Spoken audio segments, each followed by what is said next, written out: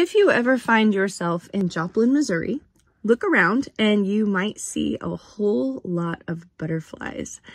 And the reason is because Joplin likes to celebrate the butterfly people that many people claim saved their lives. So on May 22nd, 2011, an EF5 tornado touched down and ripped through Joplin, Missouri.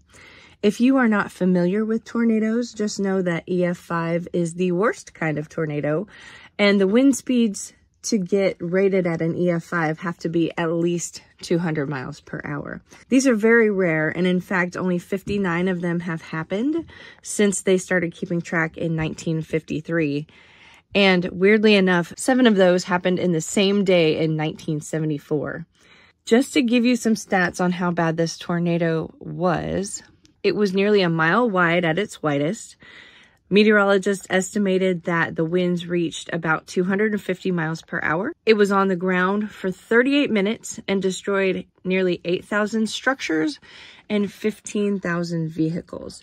In fact, we visited Joplin last weekend, and even 13 years later, you can see that everything in this video still looks new and flat. There's no old buildings, no old trees, and that's because the tornado basically ate everything that was in its path. First responders on the scene thought they would have a mass casualty event with thousands of deaths, but in the end, only 161 deaths were attributed to that tornado, and many people, including myself, believe it is because angels were also on the ground with the tornado that day. So as soon as people started recovering from the tornado, these stories about these so-called butterfly people started coming out. And lots of children would tell their parents, like, oh, we survived because the butterfly people held the roof on, or the butterfly people were covering us up. If you want to know more about those stories, there's a documentary that just came out about 2 months ago that goes really in depth with some of them and even interviews some of those kids now that they're older and has them tell the stories. I'll put that link below in the comments.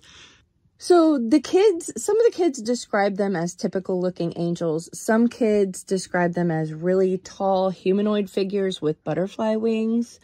Some kids said there were little swarms of these humanoid figures with butterfly wings, kind of that look like fairies.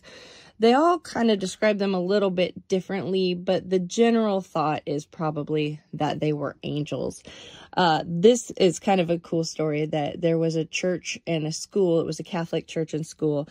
It was completely devastated after the tornado, but the cross itself was still standing, and a lot of people took that as inspiration during the recovery. In fact, that church and school has moved now, but they retain that site, and they have left the cross on that site, so you can still go see it.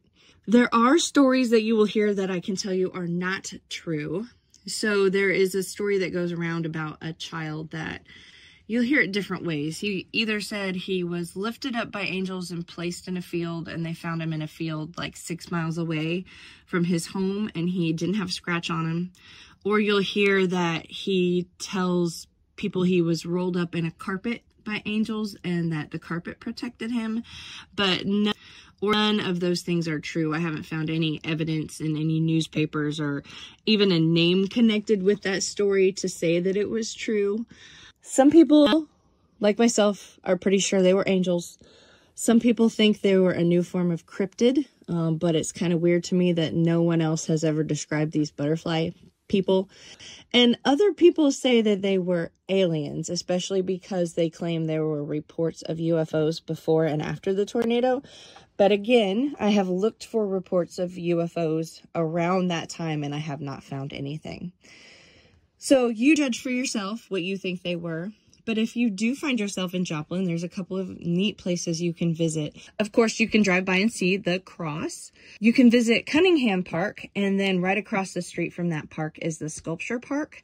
That Sculpture Park is on the site where the hospital used to be, and that hospital took a direct hit from the tornado and had to be demolished.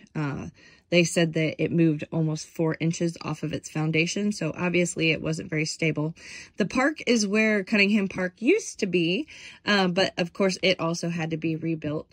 The sculpture park has a neat little chapel on the top of the hill and some very cool sculptures around the park.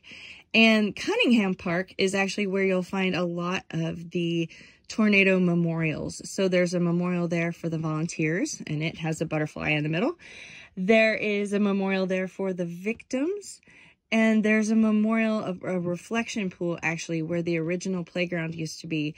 That is a memorial for the children that died in that tornado. There's also a structure kind of on one side of the park that houses plaques that talks about the historical aspects of the tornado. It talks about the hospital. It talks about the statistics and some of the other places that were hit. But it also has a plaque specifically about the butterfly people. So go check it out. And if you feel for these people and want to keep helping, another good thing that came out of this tornado is a group called Operation Barbecue Relief. After the tornado, a bunch of pitmasters here in Kansas City got together, drove down to Joplin and cooked for the volunteers and the people that needed housing and the first responders.